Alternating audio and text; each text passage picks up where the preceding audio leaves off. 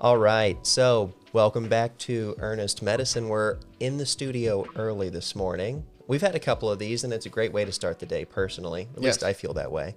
And this is a unique episode, actually, because we have a hybrid model going on. We have an in-studio guest, and we have a virtual guest simultaneously. That's right. So it's just adding more to the conversation, in my opinion. And these individuals who you will meet briefly have known each other for a long time. So not only are they experts in their fields, but they have a lot of personal history to back all of that up with. So it's going to be a great conversation. And I'm excited to be fly on the wall for this. Absolutely. So we are joined by two individuals, one here from Washington, D.C., another from California. So we're joining our coasts here in the studio today. But Dr. Trina Ulrich is a physician and educator in the integrative nutrition and medicine space. Currently, she sees clients part-time and pairs this with teaching graduate school at American University, consulting with companies and hospitals, and working with like-minded medical professionals on various projects. Second, we have Dr. Hillary Frederickson from California here. She is a naturopathic doctor living in Marin County. She's dedicated and passionate about women and families and has created Cultivate Fertility to help support the fertility health of women here in the U.S. and beyond. So we've got a lot in this episode of Earnest Medicine. Stay tuned right after our intro. We'll be right back with you.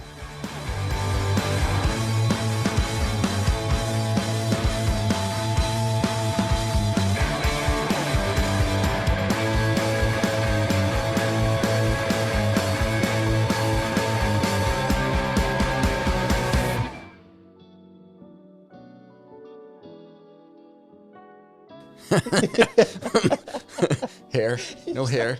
In front of Jesus your Christ, this is eyeballs the hot. whole Your time. hair's It's giving so you trouble. hot too. Okay. It's heating up. We're back from our intro. In case I didn't mention, we're getting really close to Christmas, in case you couldn't tell. But Dr. Brown's feeling especially naughty today, and we're going to get this going here. We're going to turn this over to Trina first for her intro, and then I'll kick it over to Hillary for her introduction. So here is Dr. Ulrich. How are you? Hi, I'm good. Thank you so morning. much for having me. Absolutely. And Hillary. This is fun to do together, Hillary.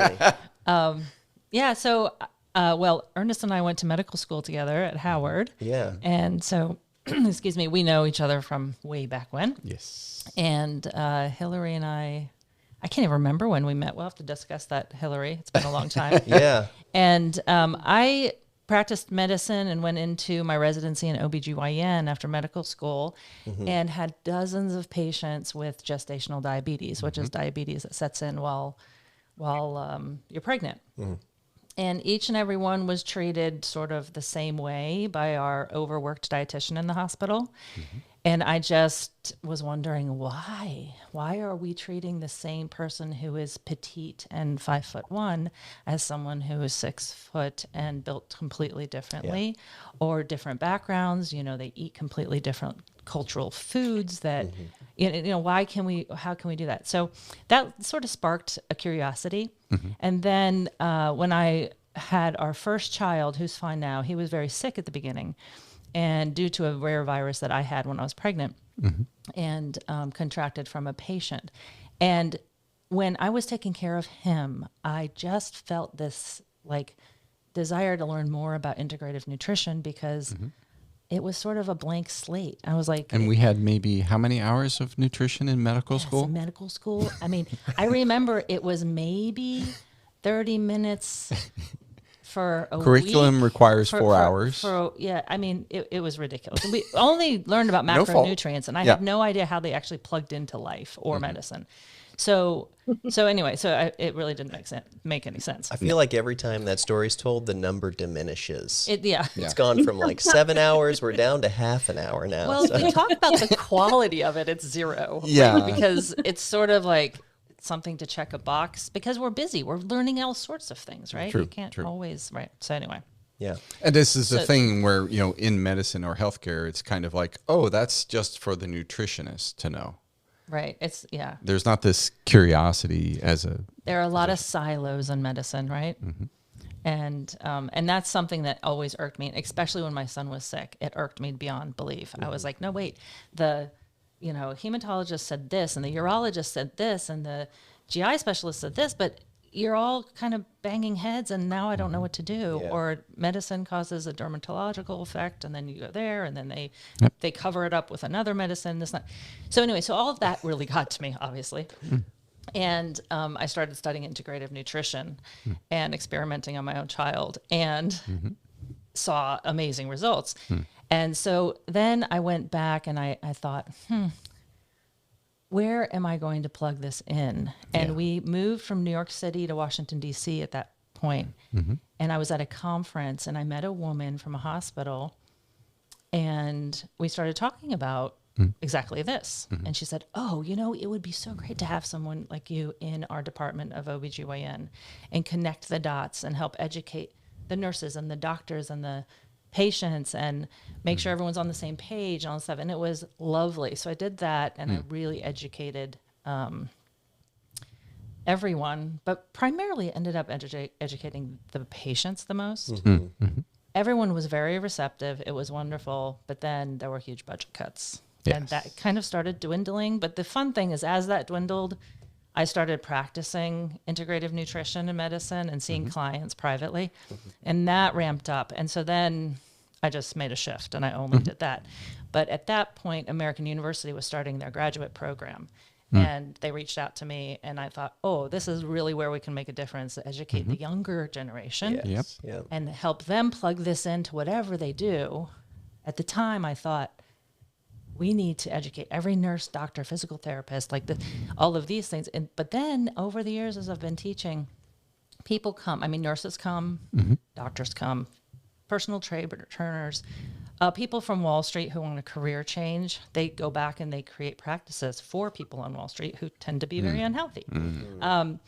Teachers, that to me is amazing, because I've had so many teachers in the program who are like, oh, we could make word problems in math all about, changing pounds to kilograms and how many grams of protein for this and what is a good protein. And then you can tie that into biology, and you can tie that into, and so all of a sudden it's opened my mind, like, this belongs everywhere to be able to grow and to make a difference. Yeah.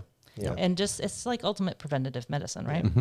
You bring up a really amazing point. And our last guest is the owner and operator of Hope for Henry. Have you heard of Hope for Henry? Yes. Lori Strongen. Incredible. And one of the things that she's done is she's gamified the process for these young kids going through tough treatments. And it's the same ideas. It's an educational pathway for them to follow that says, here are some things you can do at a young age to help acclimate and prepare for these tough things. And she said at these conferences that she goes to, the first hands that go up in the audience when they talk about the game are people who are asking, how can we get our adult patients to do this? How can we get people to comply? Because the numbers that she had for all of the statistics that they had collected for their patients were just like 78%, 88%, 95% overall improvements in health and compliance and adherence. And it's education from an early age. It is. And it's also just showing care, I feel like, and having time. I mean, that's the other thing, like with clinical medicine. It's, if we only have 15 minutes per patient, how can we do more than just try to identify the problem and cover it up, right? It's not. That's a farce. That's not medicine. That's healthcare. Our virtual guest today, as we mentioned in our intro, Dr. Hillary Frederickson, joining us from Marin County in California. Can you give us, or at least the viewers, a little geography, I guess, for where specifically they'd be looking on a map if they wanted to sort of get an idea of where things are for you there? So I'm Dr. Hillary Frederickson. I'm a naturopathic doctor and a mother of 3 kids. And I've been practicing medicine for almost 20 years now, which is hard to imagine. I focus with women, families, women trying to get pregnant, fertility, and just supporting that process through food and medicine. So if you start in San Francisco and you drive north right over the beautiful Golden Gate Bridge, you land in Marin County. And Marin County is a series of little towns that run up north across Mount Tamalpais. And I'm stuck right in the middle of that beautiful place. And what kind of relationship? I know that Trina was out there very recently with you, and you had some I don't know if you got to meet up though, right? we didn't. You didn't have the chance, but you've had that opportunity in the past on a number of Yes. occasions. So what is that relationship like, and how did the two of you meet, and how do you integrate in your care and practice?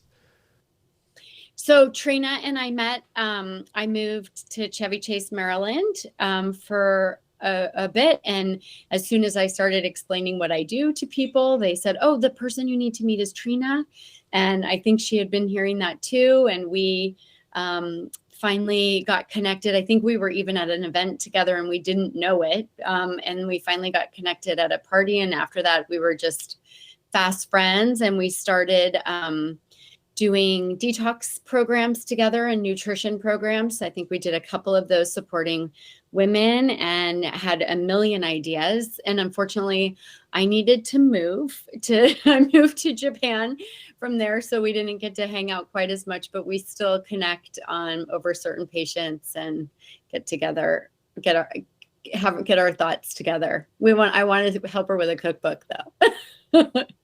And before we met, I mean, it was the same thing. Everyone kept telling me, you have to meet Hillary. You have to meet Hillary. I remember sitting in a talk somewhere, and they were talking about increasing vegetable consumption for children and how to make that fun and this and that. And that was when the whole concept of zoodles just came out. Zoodles. And I remember those are like noodles made out of zucchini, right? And I remember them asking, like, somebody asked, like, "Oh, how long do you cook the zoodles?" And I raised my hand, and Hillary raised her hand. I didn't know her yet, and we both had answers. Do you remember this? And I thought, I wonder who. And then when we met, I was like, "Oh, that makes sense. Like, that's who you are." We were both in that talk too. It's so funny. That's so funny. And this was in DC that this conference initially. This was in DC. It was in a new medical practice that had high hopes of also increasing integrative of medicine. Do you remember? Yeah, I know you remember. Yeah. That's awesome. So at a certain point in time, there was a shift away from Washington, D.C. What did that look like for you, and why did you end up sort of completely shifting gears going to the West Coast? I moved around a lot because my family, my ex-husband he worked in pharma, and which was always very interesting. I was a naturopathic doctor, but it all worked until it didn't. But anyway, yes, I got to live in Spain. I lived in Madrid for him with his post there, DC, and then Japan. And so it was really an interesting time when my children were young. I had practiced medicine for many years, and I was ready to do something, be more of a mom, and the traveling forced that. And to get to look at different cultures and the way that they practice and their food and health practices was incredible. And DC is a different culture than California. Now, I was trained in Seattle, Washington, and again, a different culture. And Japan, and just looking at all the health practices, it was amazing. But I landed back here about 5 years ago in Marin County. It was where we started the circle. And I just slipped right back into my practice, and I've been here since. Fantastic. So blessed with a lot of experiences. Yeah. And a big thing for me is that, the key in your stories are that, you don't work for a corporation. Right. And Hillary, you don't as well. You're independent. And that for me is very much who I am. I am fully independent. I do not answer to anybody but those who I care for, which is the way I feel it should be. It's not like a practice manager telling me, oh, you've got 15 minutes with a patient, or, so on and so forth. And that to me is the thing that, really is kind of, I want people to appreciate that. Because you take certain risks as an independent, right? When you see the rest of the healthcare landscape, the madness of it, and how much is, of our economy is geared toward that, but we're not healthier, we're sicker actually. Then after a while, it's like, you all got off the hamster wheel. And I want people to appreciate that, and I respect that tremendously, because without that, we kind of are just like lemmings, and that's not the way it should be. I just can't imagine doing anything in 15 minutes. No. with the patient. I don't even understand. I can't even, I mean, a half an hour to me is like a brief check-in on a one issue and of a chronic problem.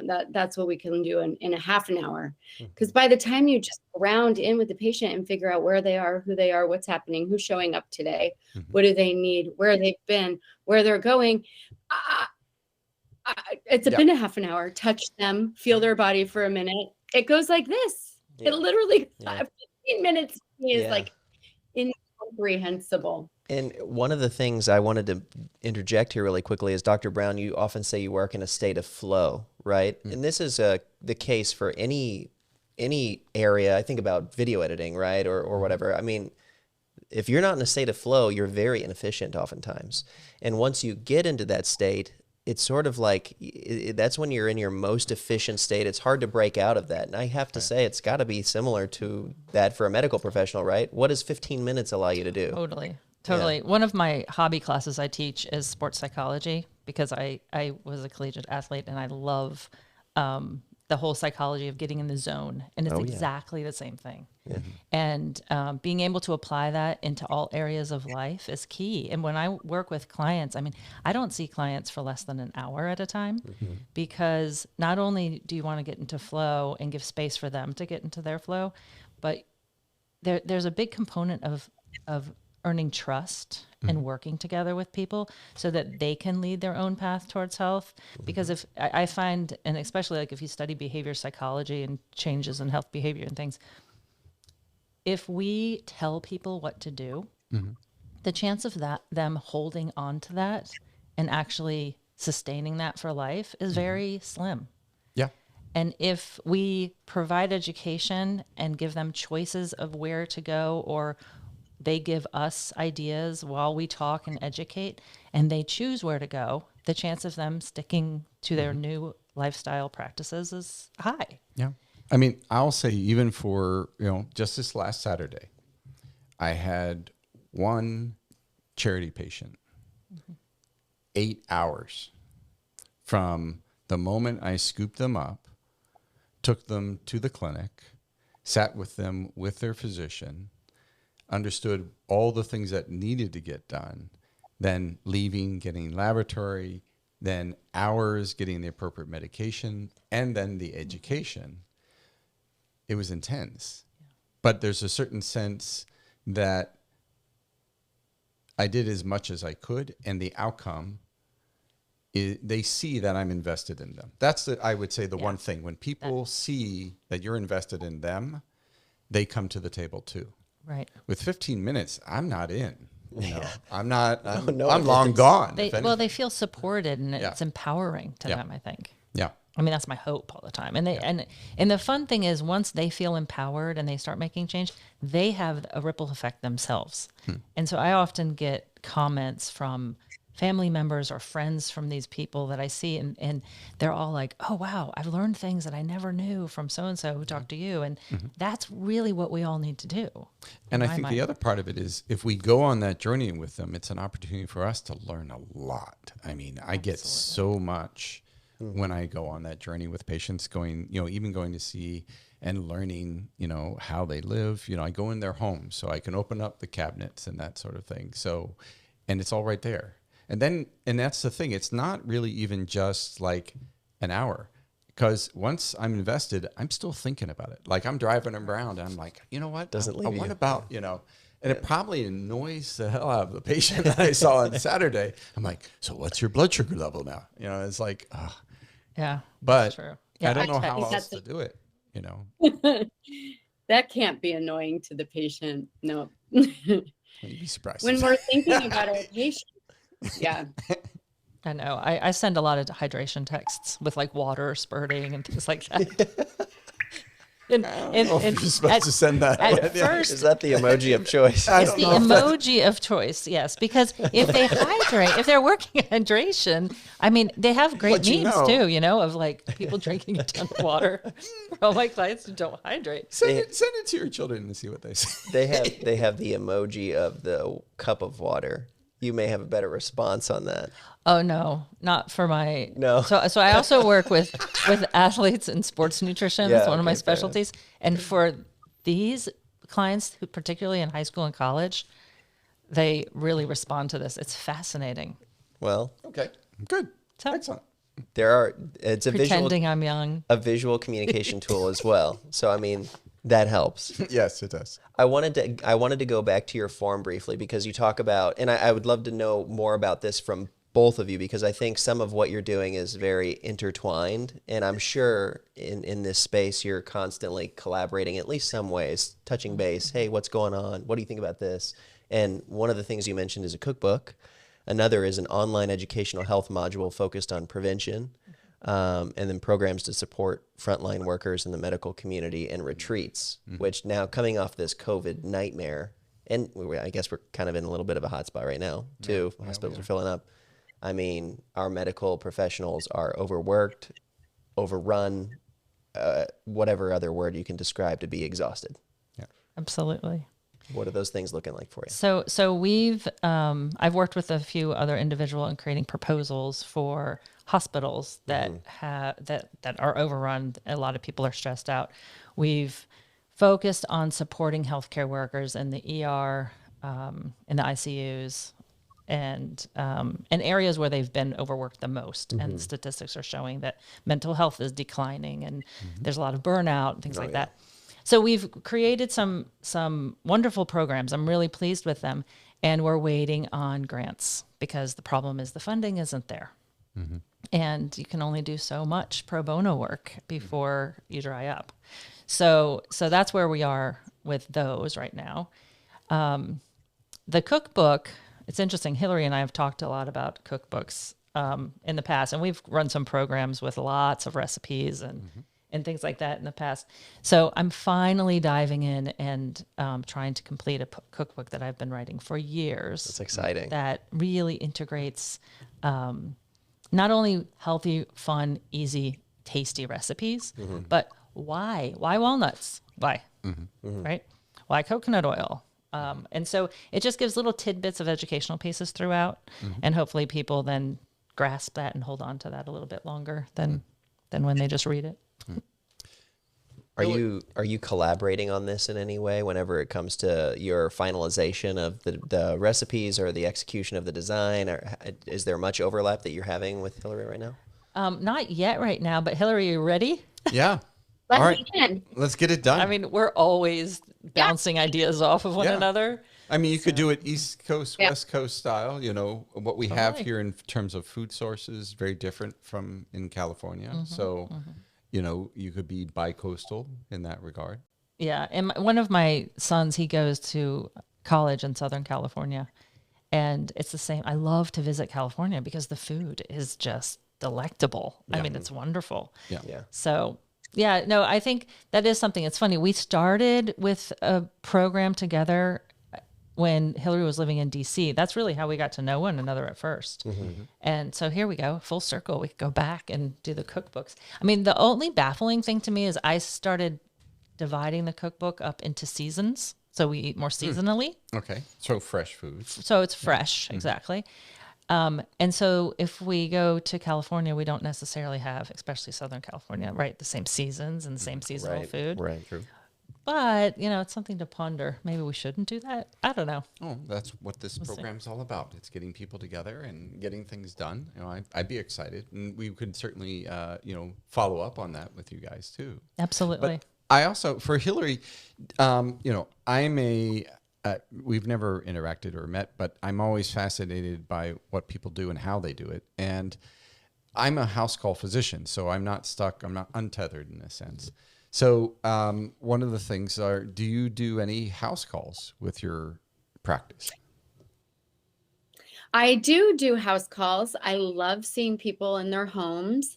I started to do house calls during COVID when people were stuck at home and very fearful about their coughs or their illnesses. And I would go and do house calls and really saw the healing power of having personal touch and connection at that time. So it's something I love to do. I wish I could make more time for it. but house calls are a very powerful way of connecting with your patient and getting them to feel really a lot better in their own home. Oh yeah, yeah, without a doubt. For me, it's a certain sense that somebody has already invited me into their home.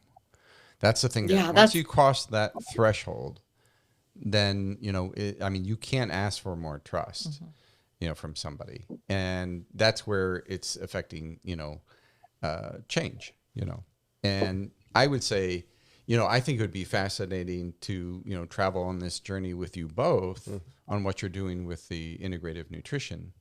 But also to take it outside of the clinic setting and do a house call. So we will be coming to California at some point, and that'd be fun.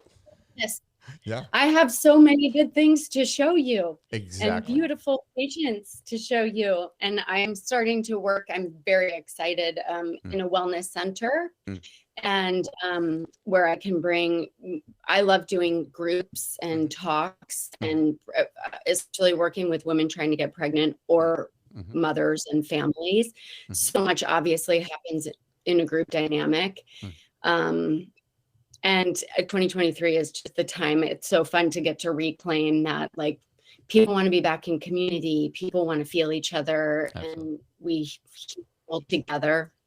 And so come on out. Yeah. Yeah. There's a lot of great things happening here. Yeah, that'd be fantastic. And, Trina, before this, we were talking about Costa Rica. And Costa Rica also has a blue zone. And that's an area where the life expectancy is much greater than it is elsewhere. And nutrition and food is a great part of that. Right. And we had talked about going down there before, but here we are again, eventually. Eventually we will be there. Yeah. Yeah. And it's not only the life expectancy, it's the quality of life. Yeah. And the biggest component of that correlates with the longevity and quality of life is the social connection. Yes. And so that just feeds off what we're all just talking about. It's fascinating. Even in my practice, when I see local clients, after working with them for a while, I'll ask them, hey, we usually do telemedicine. And that has its perks too, because they can walk me through their kitchen and show me things and this and that. Right. But then eventually I'll be like, hey, do you want to have one of your appointments in person? I could come to your home, and while we talk and educate, and we can cook something together. And the whole family starts coming, and it's beautiful because everyone has this new piqued interest and wants to help. And it's usually a big shift in the home then. And it's interesting to see, like in Costa Rica, I mean, that I see when I've gone there a few times, I see that happening a lot, just naturally. Yeah. Preparing foods is a family tradition daily. Like it's just part of the culture. Yeah. I mean, I would say that, I think at the source of it is, when people are gathering the food that they're going to consume, that's a touch point to be able to make a change. And I think this is just my own kooky perspective, that every grocery store they have pharmacists, right, to peddle the medications. There should be a little kiosk for nutritionists. I'm just saying. In an ideal world, yes. Bezos, it would be because food is medicine. You have a pharmacist to dispense. It's true. Food is medicine. I mean, that's my biggest go-to, where it's everywhere now, though. It used to be very unique years ago when I started this. But when Hillary and I ran a program together in DC, I remember being at a grocery store, and like many people had the printout of the grocery list that we included with this program, so that they had the groceries for the recipes, and they bonded in the fruits and vegetables section, like the produce section. Like they were like, oh, you have that list too. Oh, you have that list too. And they were talking, and the community piece of this is supportive. I mean, it's the same even in clinical medicine, right? If someone has type 2 diabetes and they talk with other people with type 2 diabetes, it's so supportive. It's a huge piece of care. Yeah. Yeah. So, and that's what the blue zones really have built in. The other part of it is also with regards, you mentioned the seasonal. So participation with local economy in realm of farmers, direct to consumer, is possible in certain areas, maybe not as readily available in others, but there's a seasonal component. Have you worked with any, Hillary, yourself too, with any local produce farmers to that effect? And where we are here, Strauss is here with the dairy, making all the organic dairy, and there's a ton of CSAs and organic farmers, and there's a farmer market. We live in a string of little villages, and there's a farmer's market everywhere on any day of the week, and getting patients. Not here. I've got a naturopathic doctor who stopped, and now she makes all gluten-free artisanal breads. So in my practice, I'm always connecting people to food. And it's really interesting, the seasonality in my I have a fertility program. Because I'm working with women as they're trying to get pregnant. It obviously influences the entire foundation of their family life that's to come. And it's very seasonally based because our bodies change, our fertility changes so much during the seasons. And if we can flow it in Chinese medicine, the seasons is a huge part of healing and a big part of the way we diagnose and a big part of the way treatment happens. And so when you can do it with food, like in the fall, persimmons, my kids were like, why do you always eat so many persimmons in the fall?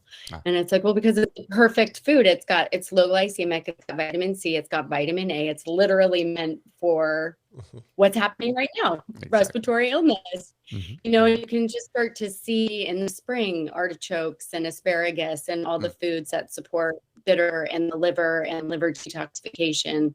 And it's so just, when you start to work with it and the rhythms, and especially when children learn early, or young mothers learn early, or women trying to get pregnant, it just gets woven into the family life. It's just, we're going to have to do an episode just on this.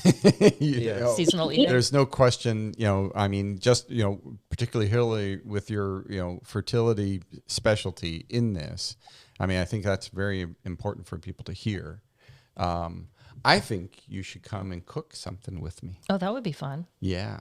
Well, and Hillary mentioning asparagus, it reminds me, I lived in Germany for 2 years, and there's a time of year in Germany called Spargelzeit, which means asparagus time.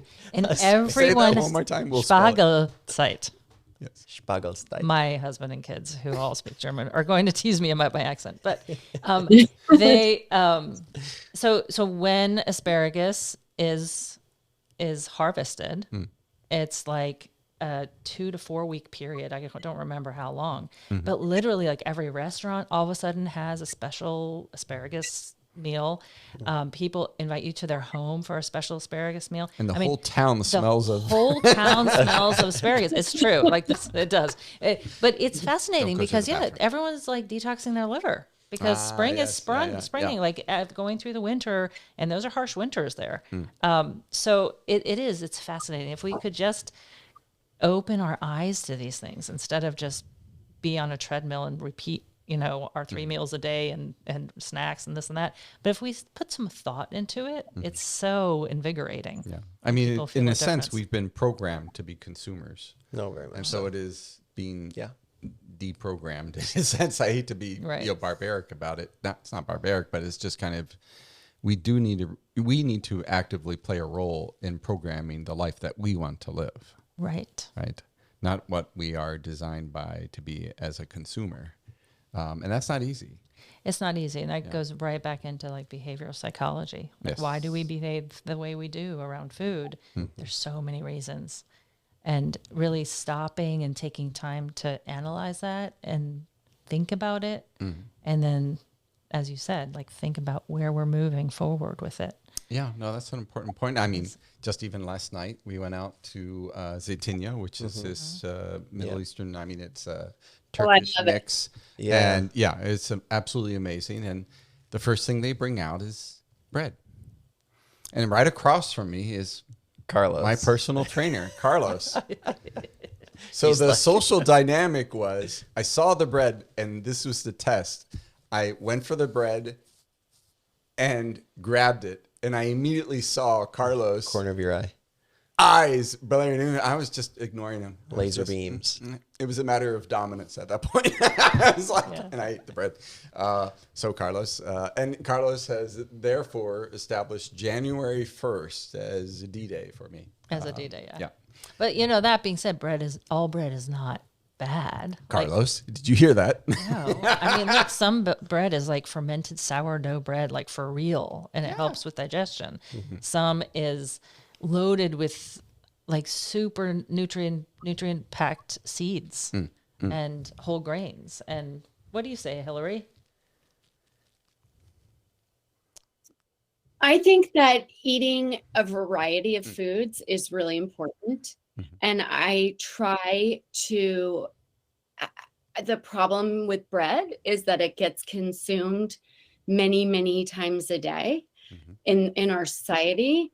And yes, if you to eat it just a little bit at the beginning of a meal, or to bring in some of the delicious hearty sauces and food and stews and meats and everything, great. If it's like the center of your breakfast, lunch, and dinner, not so great. But I try to make it so all foods are available to my patients, unless, of course, they have an illness that precludes them from eating a food, but which exists and is sometimes underdiagnosed, how much food can react and cause systemic immune issues. But generally, we want to be able to eat everything. In my mind, the biggest food issue, more than eating food or not, is eating organic food, eating foods that are coming from the soil, and that the soils are regenerating, and that we are really reducing our toxic burden through our food. And that's where the food is medicine.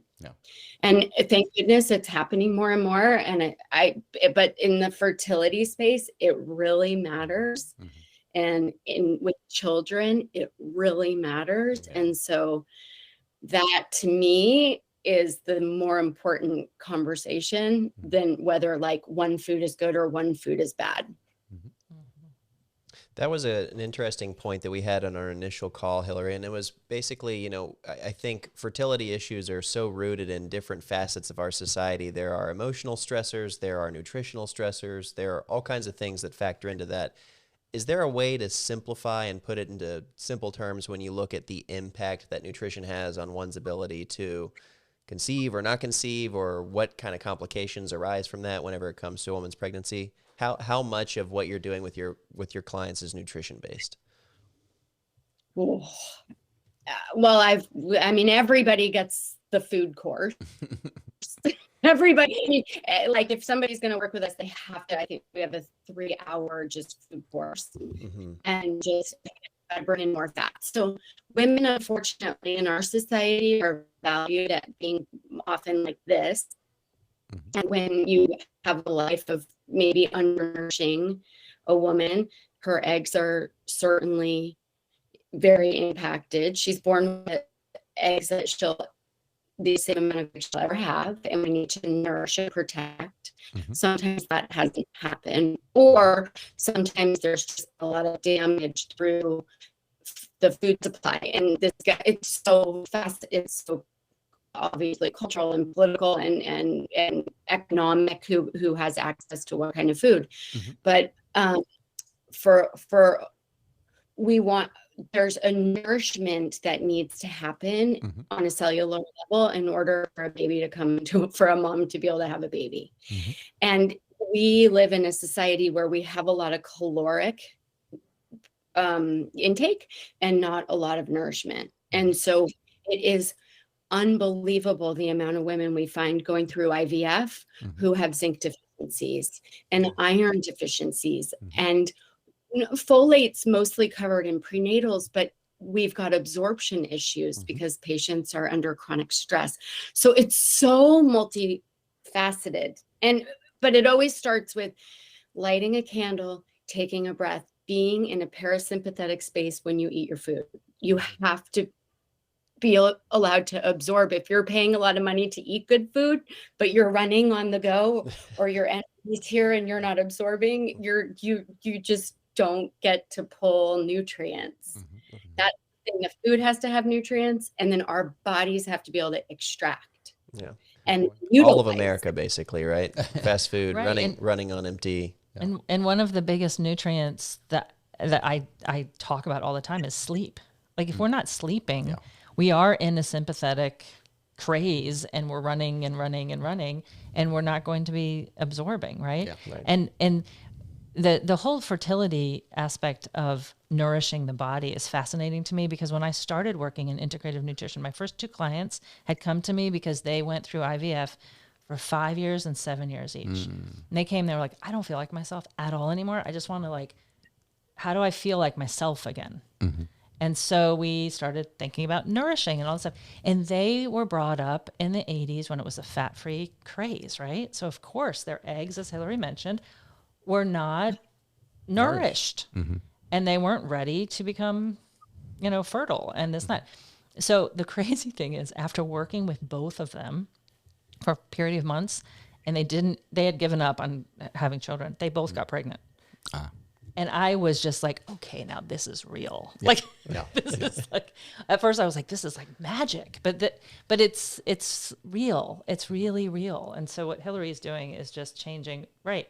It's not only for fertility, it's for life. Because like one of the classes I teach at American University is life cycle nutrition. We talk about how healthy an egg and a sperm are actually have a connection with the chance of having different diseases later on in life. Yeah. Right? I mean, it goes on and on. There are connections all the way through life. Right. So it's pretty And fascinating. the hormone, unfortunately, the use of pesticides in the food supply, they are known hormone disruptors, and they are known neurotoxins, and the data is unreal on what pesticides have done to our fertility. And so just trying to clean up, and it's amazing, sperm heal quite fast. I mean, you give 70 days and men are making new sperm, and things can really heal quite fast. An egg takes a little bit longer time, but the amazing thing that we know now is that it can change. Egg health, egg quality can absolutely change when it's given the right fats, the right nutrients, that egg quality. You see it in AMH. And that's an amazing thing about IVF. You have a woman go through an IVF cycle because we're just studying and looking at the egg qualities, and you're applying changes to their diet. You're increasing their fat by a tremendous amount. Women need a lot of fat when they're trying to get pregnant.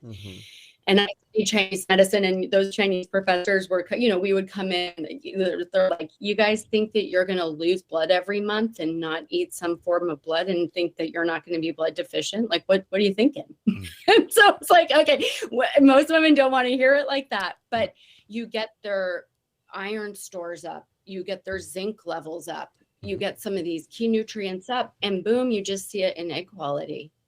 And the sad part for fertility is that some of those things aren't even being looked at when some of the women go in for IVF.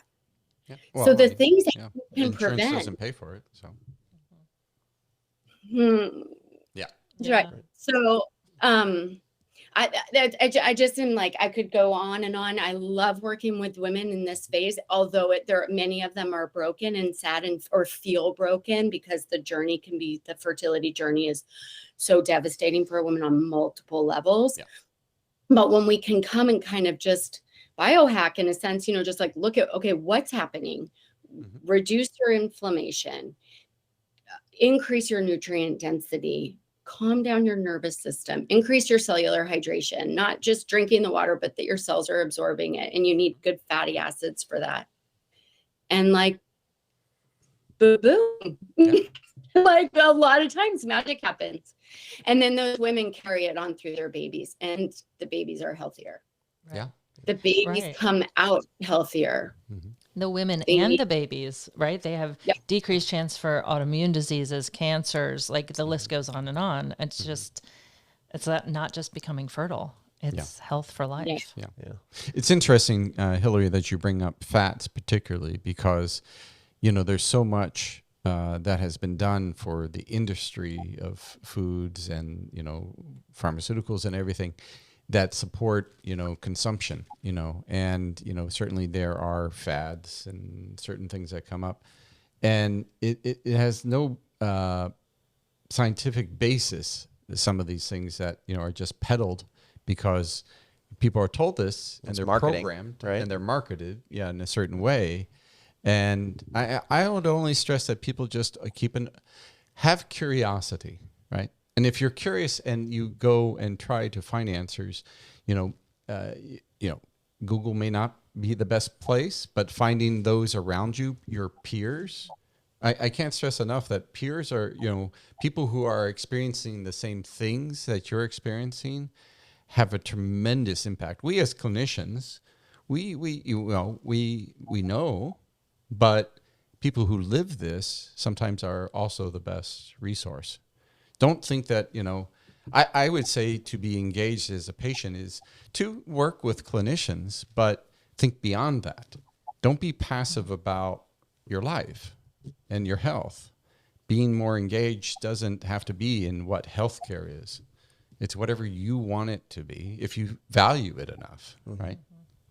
Yeah. So there was, I think one of the cool things about our little cohort here today is that we've all had an opportunity to live or travel abroad and experience food in other cultures. For myself, that was Asia and Korea, getting to eat a lot of Korean food, which I miss daily. We talked about going to Japan, just was in Turkey, talked about living in Germany, going to these other cultures. It's not just an experience of consuming different food, but it's also observing how that food is consumed. And I know specifically for Korea, it was very communal. You never went out and ate solo. It was always shared plates. It was always an environment that was very almost like familial when you were eating. And I wanted to know how much those experiences have informed you specifically about your approach to nutrition with your clients, your approach to nutrition and food for yourselves. What does that look like on your own personal health journeys? You want me to start? Well, it doesn't matter. I can go. Studying Chinese medicine was a huge awareness for me, just like I kind of touched on before, but the seasonal aspect and the way they just think about nutrient deficiencies and the way deficiencies show up in the body. And I had something called PCOS, polycystic ovarian syndrome. It's very common. I wouldn't look like it because I don't have the typical presentation. I had major infertility. And so when I started to understand Chinese medicine, that I'm not eating enough fat, I'm not eating enough blood, I'm not eating these things. When I moved to Spain, and in my pediatric, I practiced 7 years with women and peds. Between that time, it was amazing to just see, you get somebody's vitamin D up, you get their fats up, essential fats, you get that they don't get sick. Like we were like sometimes not that busy in February, because we were teaching nutrition. But the thing I learned in Spain is that they eat little baby fish for fun. Like they eat little bocarones. Like they'll sit and have a beer at 4, and it's all community and it's all talking and they talk. They love to talk. They'll talk and talk and talk all day, and that really heals them. They talk in families all day Sundays eating, and they drink wine and they smoke cigarettes and they eat potato chips and they do some things, but they eat bocarones or little baby fish all the time. And there's a lot of little small fish, and it just really made me think, oh yeah, this is it. It's in their diet in a way where for us, like people might take fish oil capsules, but we don't really eat little sardines as an appetizer. And that was just one of the things that I took. And then you see it in Japan that they're eating more, and we have to be really conscientious about the fish that we eat. It's not like anybody can run out and eat all the different fish, because I can ruin any food at a dinner party in a second when you deconstruct what's happening but it's that just basic level of fat, and recovering in this culture from the fat-free crazes. And we're really through that really horrific time in our life, watching people go fat-free, but just the eating of things, the simplicity of food, that they're getting essential fats in multiple places in their day was really educational for me. Mm-hmm. That's Yeah. awesome. That's Yeah, awesome. my memory actually of traveling in Spain, we have some close family friends who live there. We go there often. It's the same thing. Like when my younger son was 2, we were in the little like town square, and he was hungry, and so we went up to this like counter, and there were other kids like just eating little fish, like, and he was eating them. We returned when he's 6. He became so Americanized and used to like getting a snack out of a package, right? That's the biggest difference I see in a lot of the countries, Costa Rica, Germany, Spain, France. I mean, their go-to is fresh food. And it, for some reason in American culture, our go-to is go open a package within a box for a snack. And actually the time it takes to go grab a fresh food, like an apple and some almonds, is quicker than going and buying a box and opening the box and then opening the packages and putting it in the trash. But people, it's like part of our culture. And so once people can see that and make a shift, it's actually pretty easy. Yeah. But that's what I've learned in other countries. There's so many countries that actually eat fresh. I don't even know if it's so much about American culture specifically. I think it's maybe a little more oriented toward industrialized nations and areas that are introducing more capital and marketing strategic sort of It's rules. all Because about money. I looked at Korea, and I saw I didn't like this, but I saw a lot of very young kids who were always, undoing the candy wrapper or doing something that was packaged. And I think in a lot of those areas, we've seen an explosion of things like obesity or childhood obesity. And that's all tied back to all these processed little goodies that you can buy from the corner mart. So Absolutely. I don't think it's just an American problem. I think, unfortunately, it's a global problem that is centered around Capitalism. Yeah, Yes. it is. In so many words, essentially. And sadly, it's spreading like quickly. Fast. Yeah. But I do feel like in the United States people are reclaiming the connection to food, and there is a big movement. And I think If that they wake up, I feel like COVID really helped on some level with that. I mean, most of my patients have bone broth simmering during the winter and teas going. And I feel like there is a movement back. I do feel like all is not lost. Like people have really recognized, at least the new patients coming through, the fertility patients are really getting it. And young families, and it's not everyone. I know those are people who are seeking out natural medicine or trying to correct some of their issues with natural medicine. So it's obviously select group, but there is a movement coming back here. I agree. And I actually think that the newer generations, like my students at the university, I feel like are so on board with this. That's awesome. And they make things happen. And even the younger students in high school too, I feel like there's going to be a positive change if we would just keep passing the baton a little quicker maybe. But the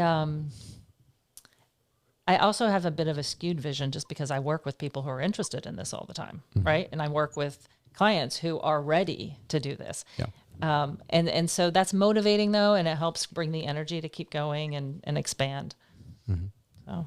But I will tell you that the business of everything is where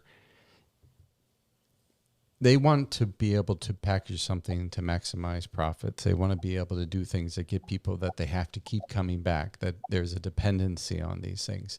And breaking that cycle, when it's profitable, they'll, continue. I mean, it was Philip Morris. Right. It was profitable up to a point, right? It had to get there. Now that's very striking because that's, lung cancer and everything attributed with that. But food is, food that, this is my own thought, that when you process these things and you package them is no different than what Philip Morris did with cigarettes. I hate, it's true to make that direct ultra-processed correlation, foods, but I feel that it is because, and in a sense, they know this. In fact, they try to support research or quash research that shows that, no, there's a direct correlation between obesity and processed foods. And yet you know. So we might get, and you know, there's one a of these. correlation. I mean, COVID, you know, put a, what am I trying to say? They focused upon this, or helped us focus upon this, that in underprivileged areas, of course, people are going to die of COVID more. Why? Because, well, yeah, we talked about all these things. They generally have less sleep because maybe they're working extra jobs, more stress, less access to fresh fruits and vegetables, more processed and ultra processed foods. I mean, there's so many reasons. And Zinc deficiencies, vitamin D deficiencies, vitamin C deficiencies, no access, just the major nutrients that target an immune system and keep a cytokine storm at bay. They had no access. There's no access. exactly. Yeah. And this is not just for COVID. I mean, it's for so many illnesses and diseases and everything. And so if we really want to make a difference, I mean, there are people, and I work with some people at the university on this, who provide like fresh fruits and vegetables in schools and corner markets in what are termed food deserts, but they're really not food deserts. They're fresh, healthy food deserts, right? And the research is done on this, and it makes a world of difference. The problem is just not always there. You have to have a grant to support it, and you have to, and so it's not continual. Yeah. There's, it's a challenge. It's a big challenge. Yeah. I mean, I keep going back to corporations. The challenge is there. You know, we know what we know. Consumers maybe get it, but they've been programmed. Like, you know, even just like it was tobacco, Philip Morris, okay, they realized, well, U.S. is not going to be our cash cow. We'll go to India and do it there. Yeah. And sure enough, you know, they only care about their profit. And it is a certain sense of about corporations and what it is that they are contributing to. And, you know, I have to say the pharmaceutical and food you know, conglomerates and whatever you want to call them, big pharma, blah, blah, blah. We have to get to them. But the only way, you and I and Hillary, we can't. You know, as clinicians, we are very easy to quash. We need to hear it from the people. And there has to be enough of a perfect storm. And that's the reason for having this platform is, how would your voice be heard? It wouldn't. I'm kind of like Horton Hears a Who, you know? It's like, okay, great. Unless we get people to come into this, then people will have to listen, you know? We would have to have, you know, lawmakers looking at this. We would, you know, be kicking, you know, just like they did with Philip Morris, kicking them to, you know, a demand that, you know, you have to stop profiting off of the health and well-being of this nation's people. Right. And then they'll go to India again, you know. I mean, Well, poor India then. Well, I did see that during COVID, I mean, numerous people reached out to all of us, all three of us, I'm sure, about, okay, what are you doing? Like, how are you going to help your body survive from this virus? Or how are you going to keep it at bay and things like that? Like, tell me more. When they weren't quite ready to hear it beforehand. And then, and now I've had so many questions on antiviral therapies, right? And, oh, maybe, okay, I'm diagnosed with COVID. Maybe I should just take an antiviral. And I'm like, well, some people need to, yes, right? But not everybody. That's not the quick go to a pill. Like, there are foods that we incorporate in our lives all day, every day, that have antiviral properties, that have immune boosting properties and things like that. And sure, if we get sick, maybe we get sick, but we're not really sick then. No. And our immune systems need to learn to work. And so this shift, I think, during COVID is happening with a lot of people. At least I'm hoping it's still happening. At the beginning, when everyone was shocked, it was happening, I felt. And I just hope that that's part of this movement that you're talking about. but does it really have to take COVID for that to happen? It's so sad, right? It's so sad. I don't know, do you see a shift more during COVID in those regards, Hillary? Well, I like quercetin as a household name. You know, people had learned that there were nutrients that made a difference. I mean, at Marin General, they're running IVs of vitamin C and zinc for COVID. And so there's been a huge shift, I think, in that people recognize, oh, there are things that I can do daily that will impact my susceptibility. I think it really gave a stage for that. And that, oh, there's no treatment. Doctors, so many people were like told, like, take Tylenol and Mucinex and like, good luck. And it was like, wait, there's nothing between like take Tylenol and Mucinex and like go to the hospital if you have issues. Like there's nothing in between there. Like how in the hell could that be? And then people started to realize, oh, if you just cut oregano, I mean, we live in California, there's herbs growing everywhere. There's thyme, there's oregano, there's rosemary. These are potent medicines. I remember in microbiology in lab, we always tested essential oils against antibiotics. The essential oils won every time against staph, against strep. I mean, you'd walk in and too, and so these things are actually like in your neighborhood. You could go and cut oregano and pour hot water on it and you have medicinal tea. You can, and so I think that yes, my patients are more likely to do that because I'm telling them and reminding them, but it's also just, I feel like people learned a lot more the connection to have an to be in an anti-inflamed state and have a better process.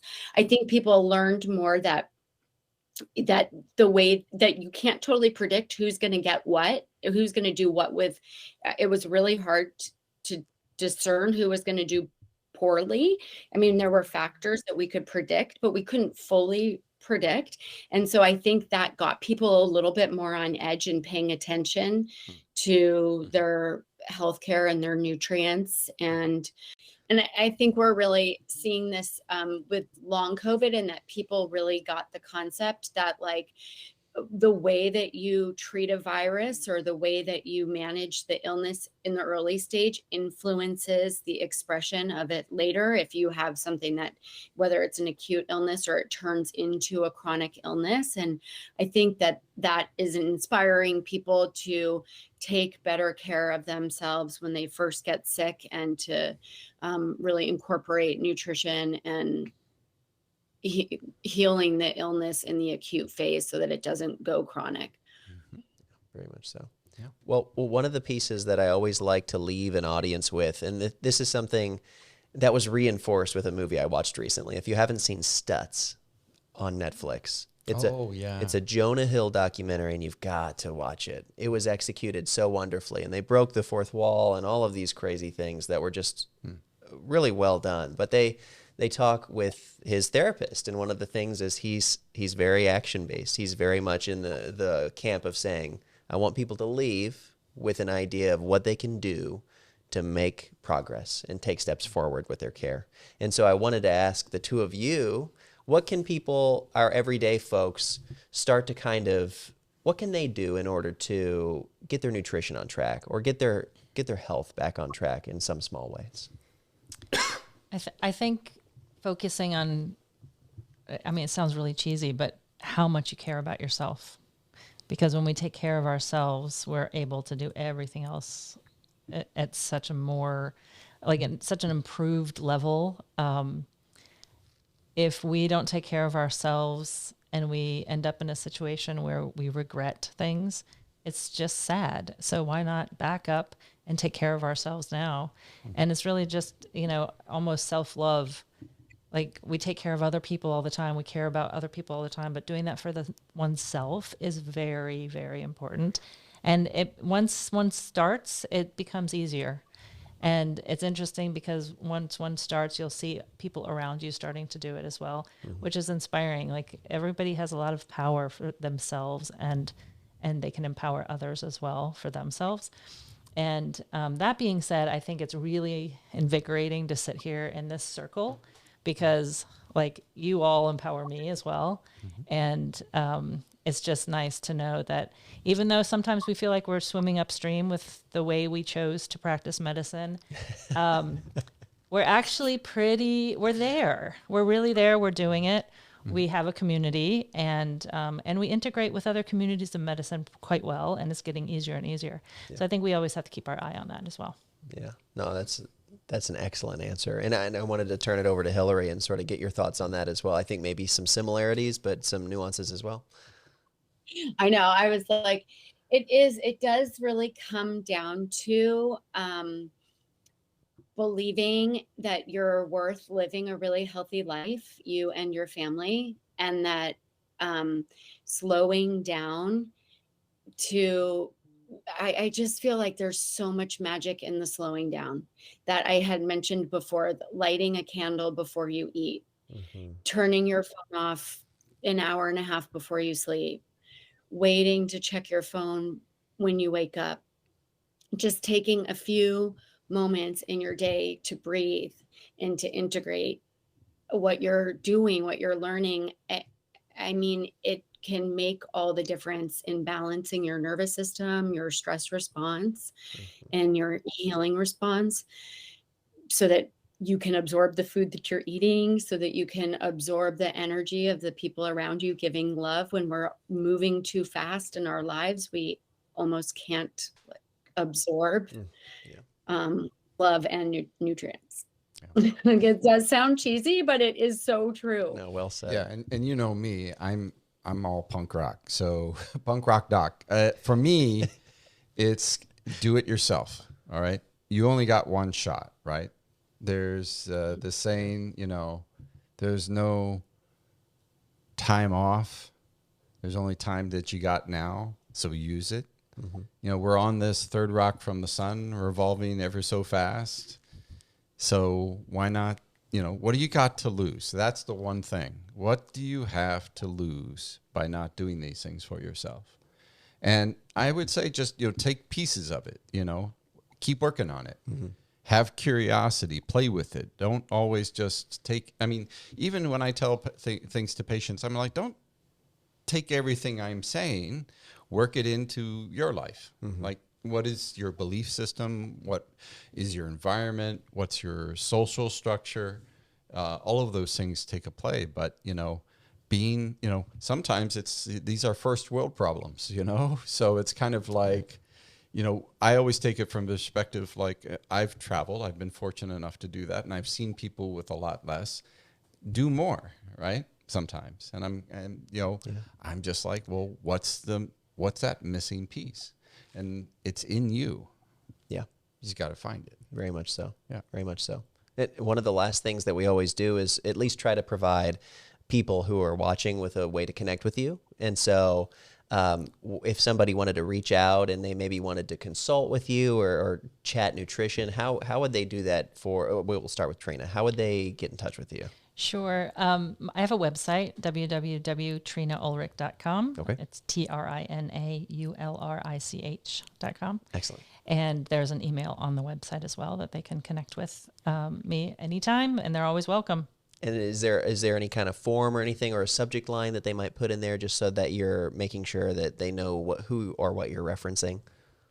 Right. If they want to put the subject podcast with Earnest Medicine, okay, that would be great, because then I know where they're coming Yes. from. Definitely. Yeah. And there are forms there. If they're interested in working together, there are drop-down forms for questionnaires, depending on your age and gender and things like that they're happy to, I'm always welcoming those from the get-go, just because it's easier to get to know people and where they're going.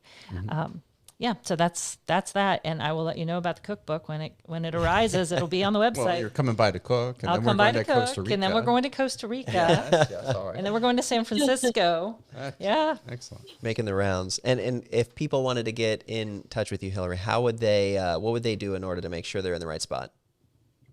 So cultivatefertility.com, that's all one word, is my business. And they can email hello@cultivatefertility. And we've got people watching that email, and you can just write podcast or help me. Also, if you're in California, I see patients privately here in Marin, and that's hillaryfrederickson.com. But Cultivate Fertility is a great way to get me. Excellent. Fantastic. All right. Well, I'm so happy that the two of you were able to come in. I know we've been exploring options to have this conversation with Trina specifically for a long time, and for her to have invited Hillary here is just icing on the cake. It's really, really nice. And I think there's so much that obviously we haven't even grazed when it comes to your practices and your methodologies, and that's a pathway forward, I hope, for another conversation. But you can never get it all out in an hour. It's just Nope. just We're on a impossible. journey. Yeah, but Exactly. that said, for us to be able to go out and see you in the field, go out and experience what you do in your day-to-day life, again, as Dr. Brown said, exploring some of these travel opportunities would be really phenomenal. So Yeah, I'll hit the Costa Rica trip if Let's anyone all go. Absolutely. yes for that. catch a few waves. Excellent. But we're basically wrapped up here for this episode of Earnest Medicine. We're approaching our holiday season, so happy holidays depending on where you're at. Hopefully that is a safe route home, or if you're staying local, enjoying your time off and relaxing just a little bit. But so happy to have Trina and Hillary in the studio today. Yeah. Thanks for sharing your stories, and anybody out there too. Any stories you want to share, we're always welcome. Absolutely. Thank you Yes. so much for having us. Absolutely. Yeah, Of course. thank you. Thank so much. Great Of way course. to start. Heck yeah. All right. Well, we're signing off here on this episode of Earnest Medicine. We'll see you in the next one. Thanks so much for tuning in. Bye-bye. And if you happen to find any of this interesting, or more importantly, if you want to collaborate, check out the link below so that you can send us your comments, any stories you may have, anything. We're happy to entertain it. And this is really about us going on a journey together.